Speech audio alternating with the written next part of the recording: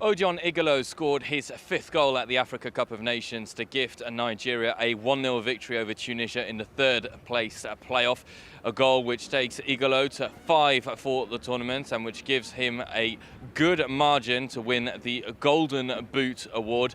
It is a just reward for Gernot Rohr and the Super Eagles, who have been an impressive side here at the Africa Cup of Nations and came so close to reaching the final after they were beaten by a last-minute goal against Algeria in the semis. For Tunisia, it is a very different story. The Tunisians and the Eagles of Carthage have been very disappointing throughout the tournament, and now question marks will follow on the future of Alain Giresse and his staff as they prepare for the next Africa Cup of Nations, which will be coming around very quickly in just 2 years. But another lethargic performance by the Eagles of Carthage, who really struggled to show any impetus. But it is true that both sides had tired legs, tired minds, and it was a game perhaps too much for both teams, with the players already focusing on their well-deserved holidays. All eyes in Egypt now turn to the final, which will be played on Friday at 9 o'clock at the Cairo International Stadium between Algeria and Senegal. Riyad Mahrez against Sadio Mane, one of the duels to follow,